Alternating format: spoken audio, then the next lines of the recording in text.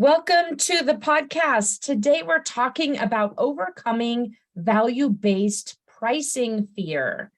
I wrote this particular podcast episode on vacation.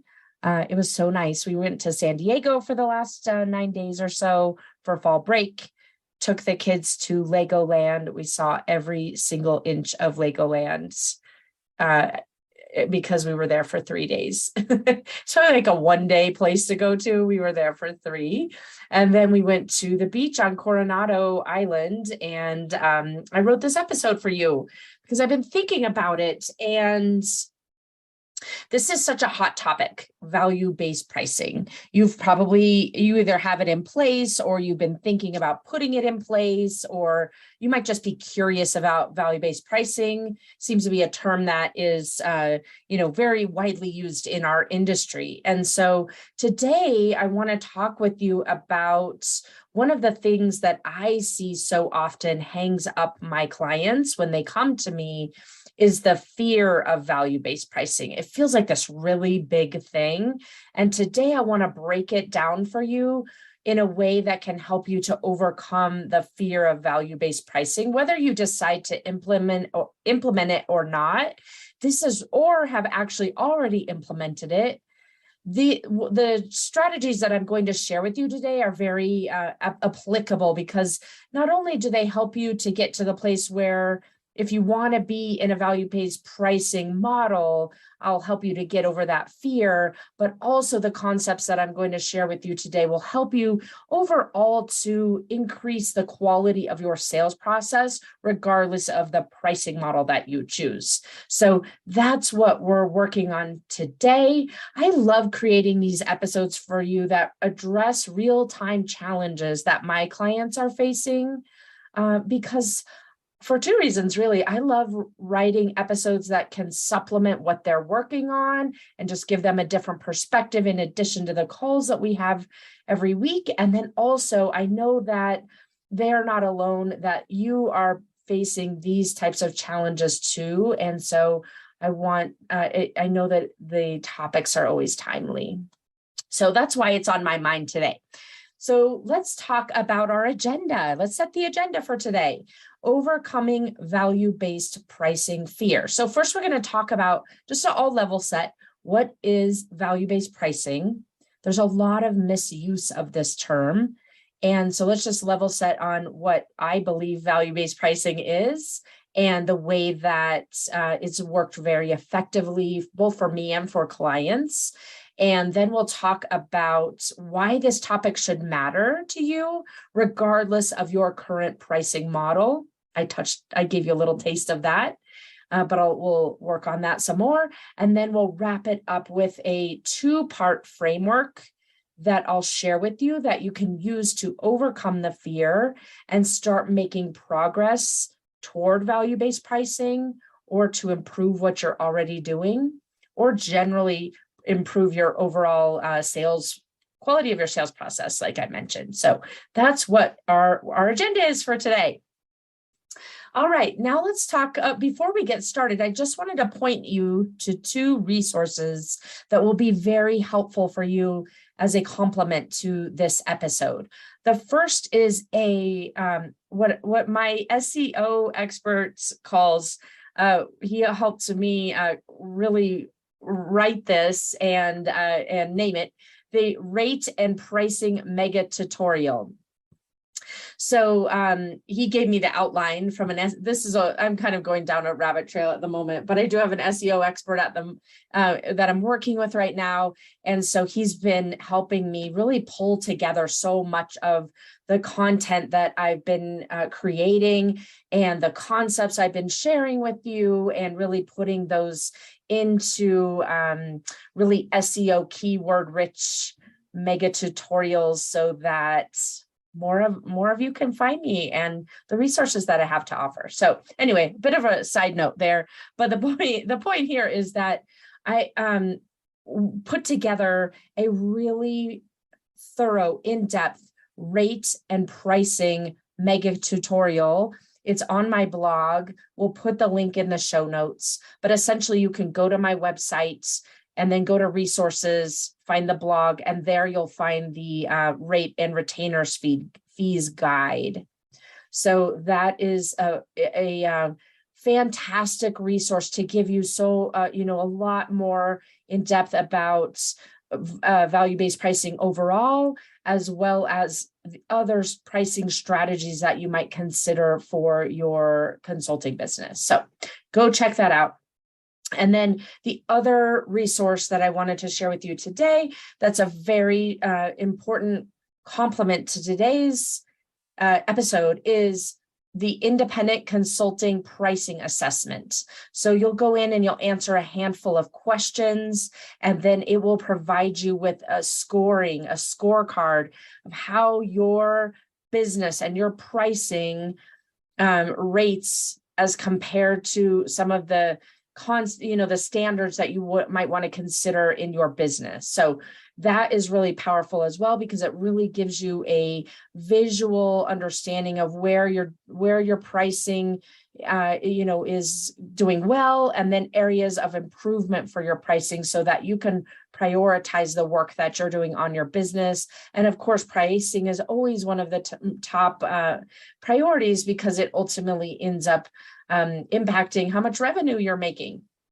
So you can go grab that assessment at the letters IC pricing.com. So the letters IC pricing.com. Okay, my friend, let's get started with our agenda. So let's start off and just level set. What is value-based pricing?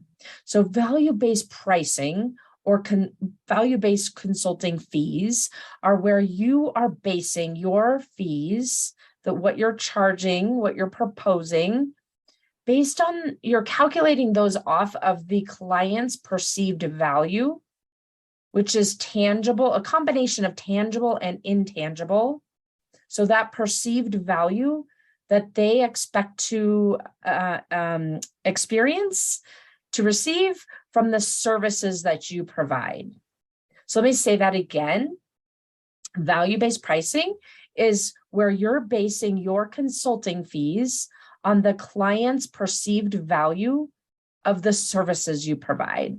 So when they think about the outcomes that you have been discussing with them as part of your sales process, the outcomes being tangible and intangible, what did they see the perceived value of those services, the outcomes of those services to result for them?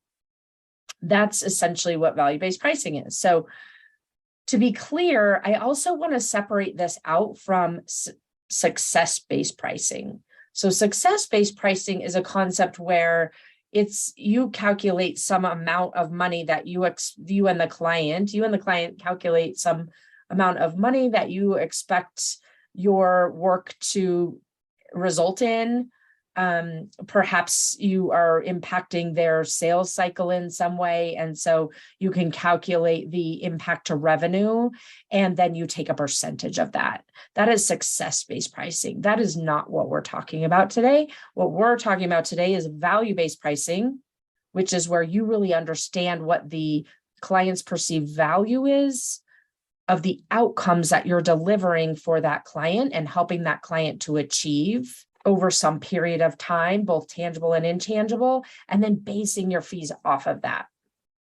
So with that, let's talk about, why does this even matter? Why consider value-based pricing, especially if you haven't yet started dipping your toe in this water or implementing this in your business?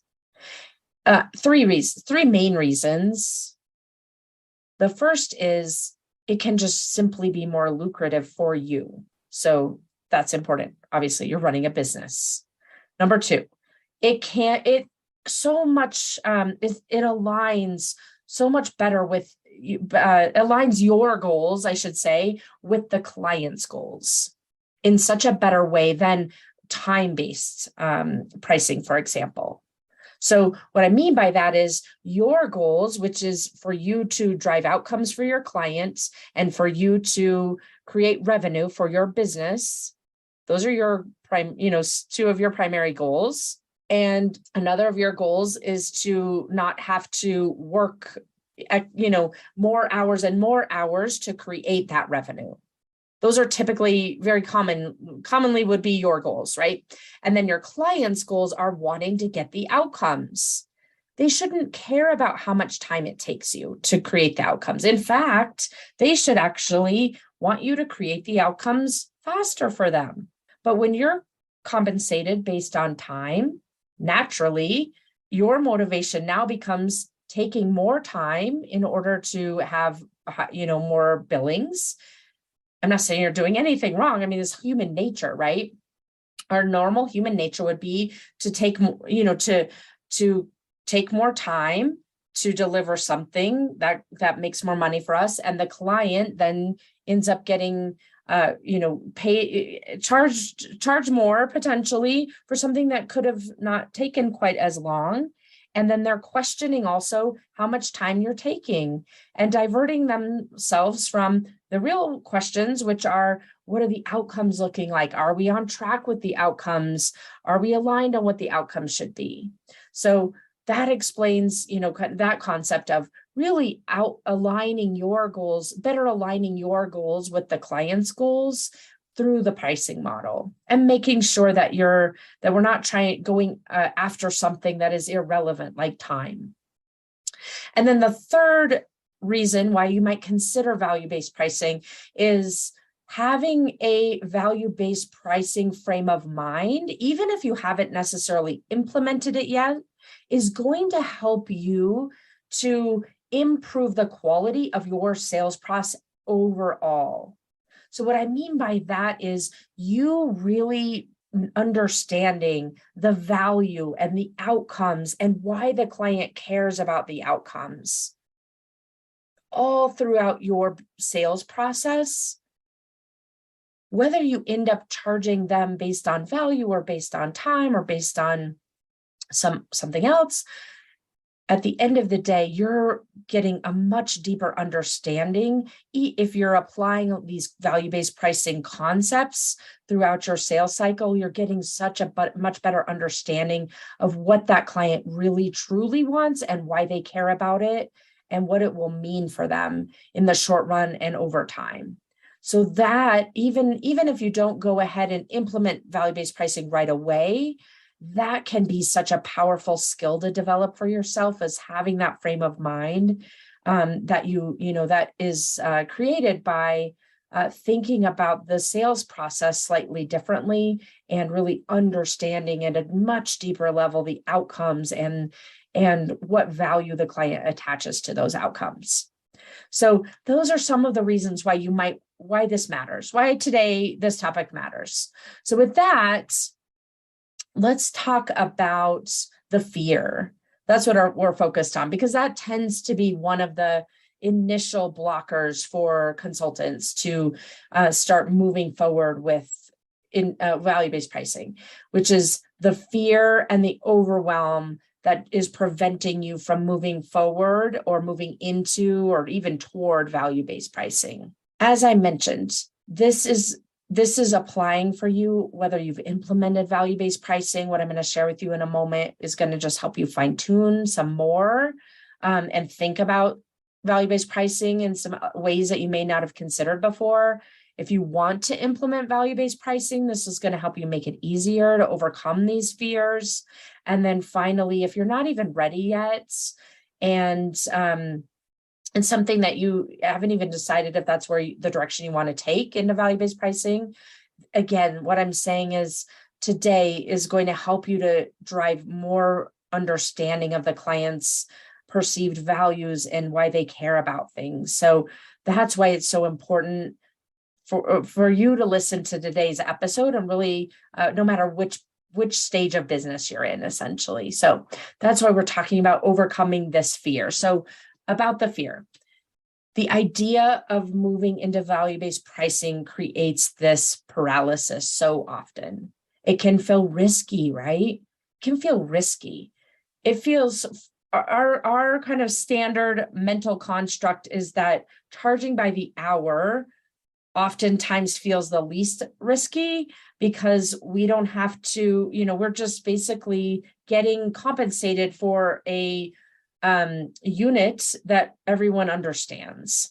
And so if there's no scope creep, there's no really nothing to define at any level. Typically, you can just start working with the client, and then it feels like there's very little risk. There's certainly risk, you know that too, right? There's risk of the client feeling like they aren't getting their money's worth. There's risk of the client feeling like it shouldn't have taken you so long. I mean, there's definitely risk, but for whatever reason, the way that our brains are wired, especially during our corporate years, it can feel less risky to charge by the hour versus or day versus value-based pricing. It can also just feel big, right? That fear can come from, this is just big. It feels overwhelming. It feels like such a big change. And so that also creates that paralysis. And it can feel really hard. It can feel very hard to shift from something you're really used to, such as hourly or daily billing, or even more of milestone-based billing, which really you're building up based on numbers of hours, right? It can feel really overwhelming to make this kind of a shift. And so what I find is that this fear just ends up keeping you stuck. It ends up keeping you stuck. And it feels like such a big kind of hairy ball of yarn. I don't know, that's not the right saying, but you know what I mean. Just a big hairball, that's the word. Just a big hairball, and oftentimes not something you really, really want to kind of peel apart and tackle. The other thing that I wanted to point out here too, that gets consultants stuck so often, and you may be falling into the same bucket, is you just want to do it the right way. If you're listening to this podcast, you probably fall into that bucket. I just want to do this the right way. And that also creates this paralysis as well, because we're perfectionists and we want to do things correctly. And we don't want to make mistakes. We don't want to look stupid, especially in front of a client. And so that also can become add to that fear and paralysis about moving into value-based pricing. And so all of this combined, these unexplored preconceived notions about value-based pricing, and these ideas that we need to do it correctly and do it the right way, and it feels hard, all just create this sort of swell of fear and end up preventing you from getting started, or preventing you from being as effective as you could be as you move into value-based pricing. So with that stage being set, let's talk about the remedy here. The remedy is, I'm going to break this down so that we can help you start making a transition into value-based pricing in a way that feels doable and takes that fear down several notches. I'm not going to tell you today the fear is going to go away, because that's not realistic. Anytime you're doing something new, there's going to be fear associated to it. So we're not trying to get rid of the fear, but we're trying to break it down in a way today that makes the fear manageable, so that you can move past it, so that you can start making progress. And that progress could either be implementing value-based pricing, or start putting elements in place in your business that allow you and set the foundation. So when you are ready, if you are ready to move into value-based pricing, you've got that strong foundation in place. So like I said, this doesn't mean you have to convert right away, but it will really put you on the path. So we're going to talk about this remedy, like I said, in a 2-part framework. And that means, you hear me talk about this all the time. You probably know what the 2 parts are if you've listened to this podcast for any period of time. But the 2 parts are strategy to help get you into action, and mindset to effectively fuel your action. So these have to go hand in hand, especially when we're working on overcoming fear. That fear is created from our mindset. And so therefore we need to work on the mindset to really address the root cause and allow ourselves to move past it, right? So we're going to start with a mindset first. Let's just be the process here from a mindset perspective is to be honest with yourself about your thoughts about value-based pricing without any judgment. You might be thinking that you won't be successful selling if you propose value-based pricing. You might think I'm only capable of being successful if I am proposing the types of pricing models I have been proposing. You might also think that you're not someone who's capable of delivering a value-based pricing engagement profitably. You might be thinking that your clients are resistant to value-based pricing, or that, I hear this so often, this is just not what we do in our industry. And so then when I work with clients who say that to me and we pick it apart, we realize that their assumptions and their data points are not really an industry, an industry set in stone process. It's just what they might have talked about with one other consultant, and the two of them came up with these conclusions, or a couple of other, they've seen a couple of other engagements and this is what they're assuming. Or maybe they bought this type of work when they were in corporate and this is what they're assuming. And then we work past it and start creating a new process, even if it is more widely used in your industry to have time-based billing. It doesn't mean that it's set in stone. So you're asking yourself these questions. I would just recommend very highly, just sit down and write out a stream of consciousness of all of the thoughts that you have about value-based pricing, both about the thoughts about you being able to be successful selling it, the thoughts about you being successful delivering it profitably, your thoughts about your clients embracing it, your thoughts about just value-based pricing in general. Is this good or not good for your business? What are all of your thoughts about value-based pricing? Getting that out on the table then helps you to understand what is essentially the operating manual that's driving your current, the current way you're thinking about your client during the sales process and the way you're pricing your work today. So then you really understand what is all happening behind the scenes subconsciously that is driving the way that you're thinking about your pricing and selling it. And so then you're able to, once you know what that is, start shifting into the thinking of a business owner who has already embraced value-based pricing. So once you know where you're at right now, then you want to step into that version of you who is the business owner who's already successfully been operating with the model that you want to move into. In this case, we're talking about value-based pricing.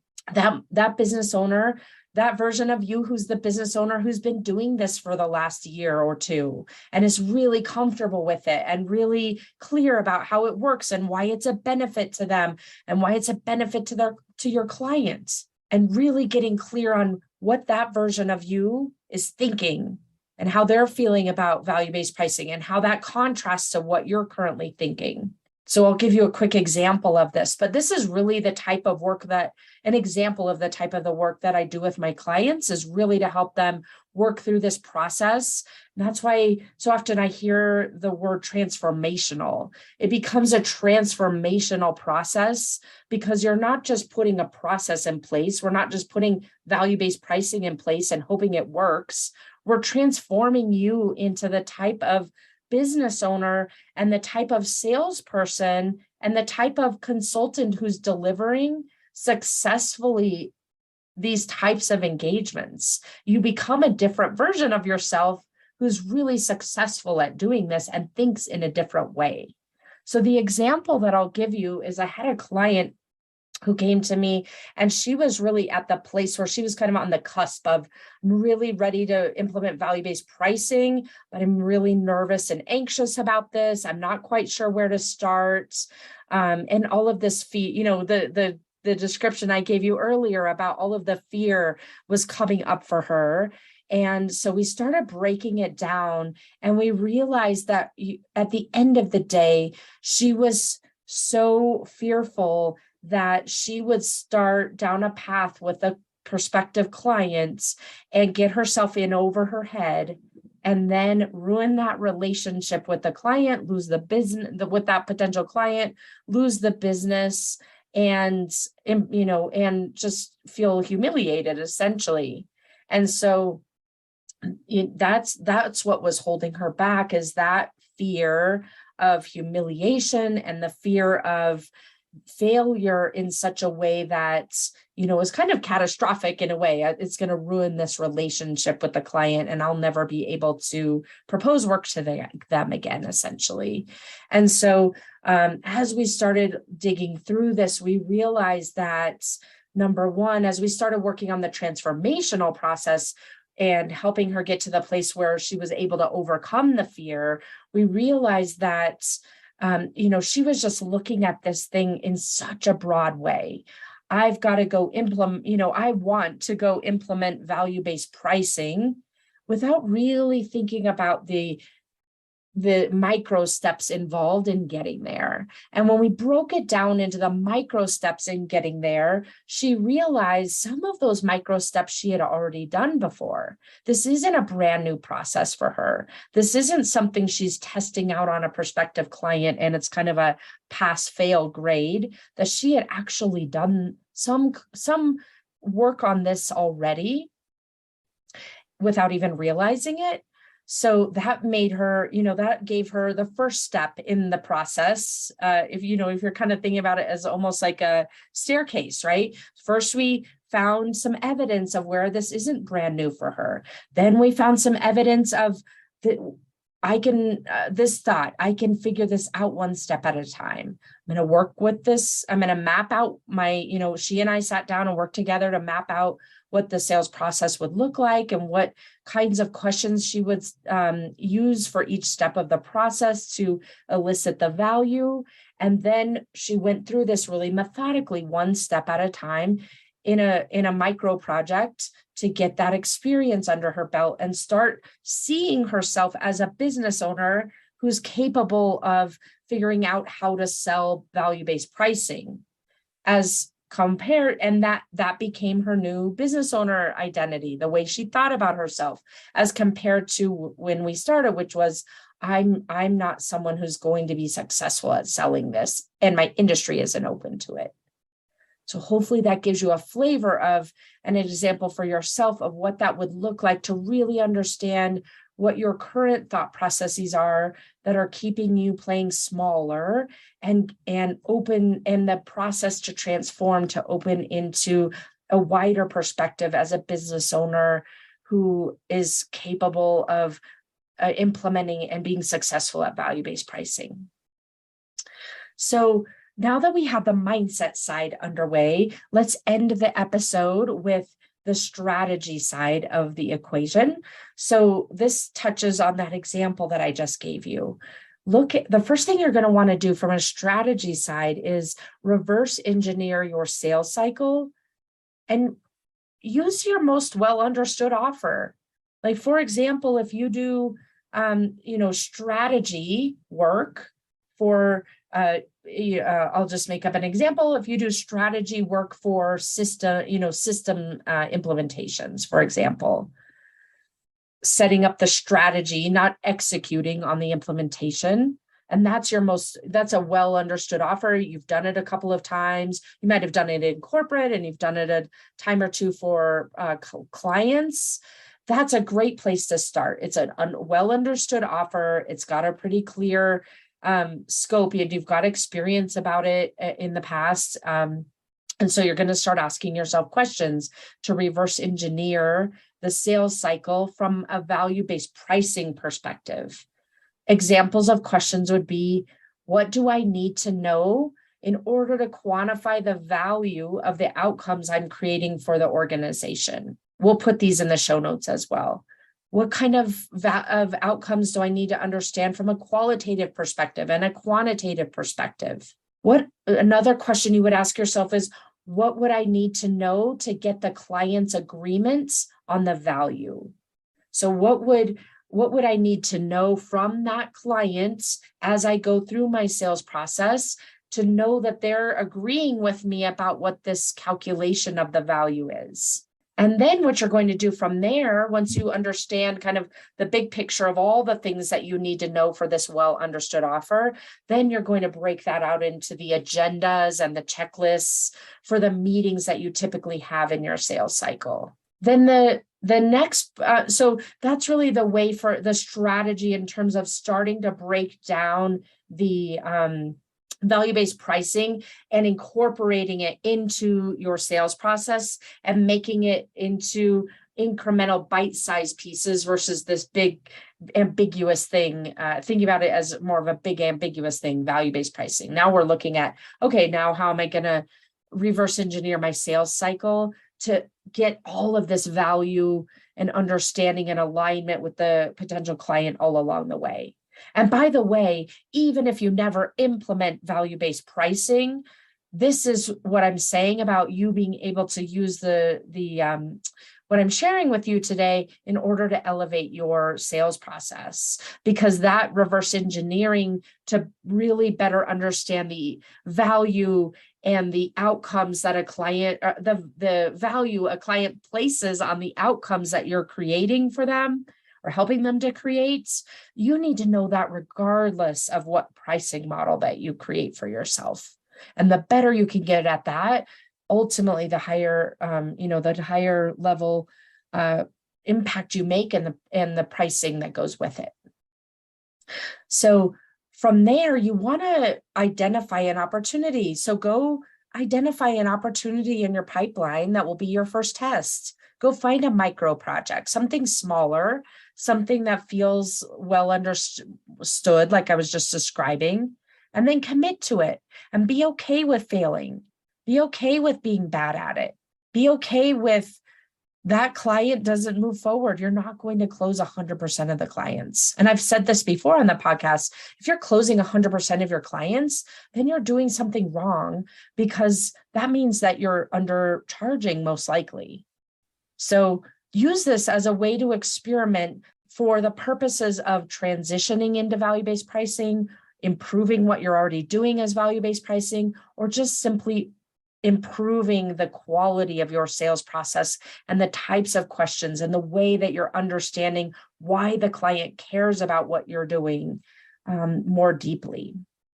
The other thing you're going to want to do after you select this project is to test out on this new pricing strategy. You're going to want to capture your learnings throughout the process. Be okay with really looking and examining and holding up the microscope as you go, so that you are memorializing what's working and what's not working. That's such an important part of this process, or any process in your business. So you're going to want to revert the strategy. Let's just recap here. I'll start from the beginning. Fear of value-based pricing is normal. We see it. I see it all the time. That's typically the barrier to moving forward with value-based pricing. The barrier is not, my industry won't accept it, or I'm not good at it, or any of those excuses. You almost always comes down to fear. And so to overcome the fear, you're going to want to have a combination of shifting your mindset into the CEO's perspective, and also taking action even when you're afraid or overwhelmed or confused. So I'll just break this down again for you with the strategies that I shared. Number one, you just want to start now. Start now, even if your final proposal the pricing in your final proposal isn't value-based. Starting now with this journey to value-based pricing is going to help you strengthen your foundation so that you're improving the quality of that sales cycle and ultimately freeing yourself from those time-based pricing models. The second is being honest with yourself about your current mindset and how it's keeping you boxed in. By that, I mean what you're looking at right now and thinking are facts about, whether you're good at something or not, or who's receptive to it or not, and seeing that those are mindset and perspective things that can be shifted. The third then from there is cultivating that productive CEO mindset, figuring this out one step at a time and loosening your grip on doing it right. And then fourth is reverse engineering your sales process so that you can elicit the value all along the way from first meeting to contract. And then finally, you're going to want to choose and commit to an upcoming project where you just decide, even if you don't feel ready, that you're going to implement this new approach. Again, that doesn't mean that you end up having to propose value-based pricing, but incorporate this all along the way so that you are understanding their problems and why they care about them and the value that they attach to the outcomes that you'll help them create at a much deeper level, and set yourself up with that strong foundation so you can begin decoupling the pricing that you have from the time you spend delivering against the projects. All right. So that's what I have for you today, my friend. Be sure to go download those 2 resources that I gave you. I'll repeat them here. Actually, one's not a download. One is just a simple blog. Go find that blog, the mega tutorial. We'll put the link in the show notes, and then go take that assessment, icpricing.com.